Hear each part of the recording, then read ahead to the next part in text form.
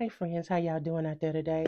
This is Karen Marie. I'm coming to y'all today with another motivational moment. Today I'm talking about masking pain or pain masking. The reason why I want to discuss that is because I remember a time when I was younger, I would break up, I would have a relationship, and I would go from relationship to relationship before I would probably properly heal. And what I was doing was masking the pain with another relationship. And I remember one time that I had a relationship had ended, and I decided that, and this wasn't as that long ago. I had been in a 13-year relationship, and it ended abruptly. And now I didn't expect this relationship to end because I thought that it was going to be till death do us part. But anyway, that relationship ended. But knowing how things had worked for me in the past, worked against me in the past, is because I was going from one failed relationship to the next without properly healing. And so, since I didn't heal, I was constantly picking the wrong partners because I hadn't healed. So each partner were seemingly like the last that I had just ended the relationship that ended.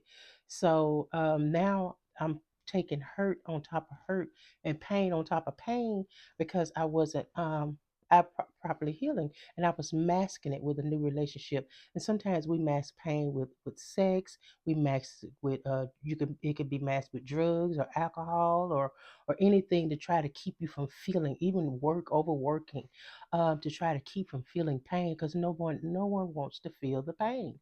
And so anyway, this last time I had been in a 13-year relationship, and that relationship abruptly ended it, and it that kind of bothered me. It broke my heart because I hadn't expected that. But anyway, I wasn't allowed to uh mask pain. It was like God wanted me to sit in that thing and feel it. And so I had to feel it, and I had to sit in it and heal. And so I began to heal and meditate, and then the Lord started showing me things about me. It's like, okay, this is why these things happen, because you kept going without properly healing. And so during this relationship, I was doing a lot of work on myself anyway.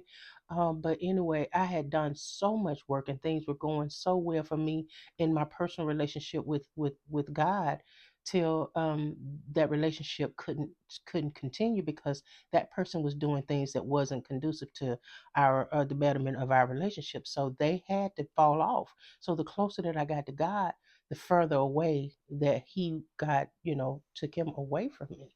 And so I thought, oh Lord, why did this breakup happen? What happened? So, but anyway, once that relationship ended, God blessed me where he allowed me to see a whole lot of different things by myself. And he was letting me know sometimes a breakup is his protection. It's not always about somebody a loss. Sometimes it's for your protection. And so, in a way, he showed me a lot of things, and I was able to heal. And I just really was enjoying my life, even though that breakup happened. It was like I was just enjoying all these beautiful things in life. I found new hobbies. I found all types of fun things to do, and my heart was still broken. It was still hurting, but God was healing me day by day because I was meditating. I was doing everything I could to just enjoy um my life. So after about 3 years, I met another person, but I really wasn't looking for anybody. But they were just a friend. They had kind of been there all along, but they were just kind of like in the background. I didn't talk to them. I used to attend church. We used to attend the same church, and so anyway, he finally just all of a sudden after about 3 years after this breakup, he came, into my circle. And so I was like, well, he's handsome. He had a lot of the same things. He was, he liked to hunt. He liked to fish. Those are the things that I like. He loved to cook, barbecue. He can build. He could build barbecue grills. He was a welder. I mean, he just had all these different qualities about him that a woman would like in a man that I liked. And like I said, and he was handsome, and he say he loved God. So I'm just having a good time in this thing, just talking on the phone. Now, we never did meet because I take things slow. And so the more I talked to him, the more I realized that his values did not align with where I was at. And not only that, he was toxic, but he was hiding it. And I did not know that he was hiding his toxicity. And so one day we were just talking. We weren't dating at all. We were just talking. And he just snapped on me and started cussing me out. And I mean, he cussed me out. And so I was like, oh, God, I'm glad that this happened because we had never met up for a date or anything.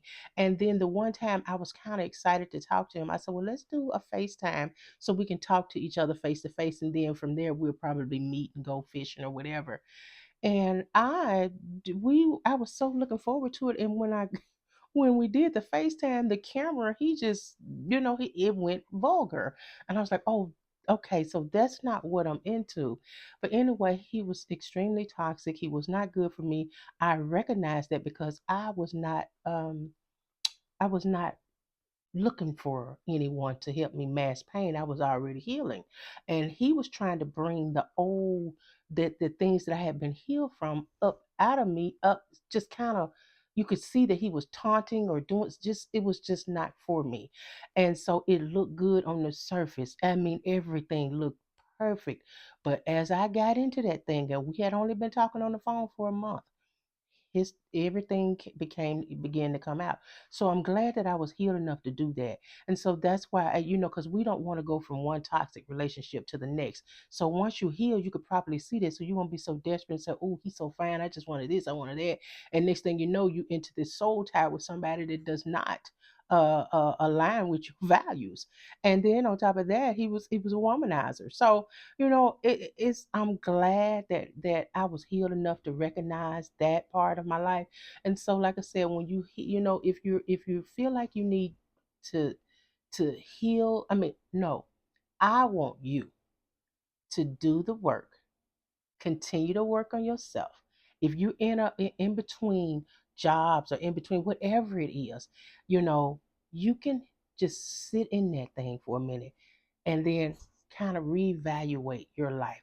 Look over the things, over the behaviors that cause some of the setbacks or the breakups or the relationships or friendships or whatever to end. And once you do the work on you, when it's time for God to bring new people into your life, you'll be so healed that you will recognize these people as what's good for you. So that's what I want to talk to you guys about.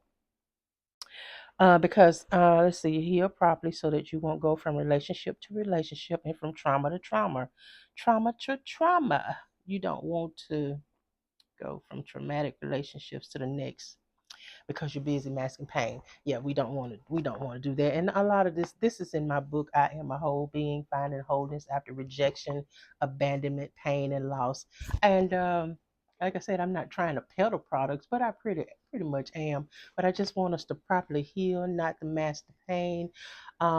Because when we mask pain, we end up going through some of the same things over and over again. We don't want to keep doing that. We want to properly heal so that we can enjoy our lives and live a happy, healthy, whole life and be a whole being. All right. I thank you guys for visiting with me today, and I want y'all to have a beautiful, blessed day. All right. Talk to y'all later. Bye bye.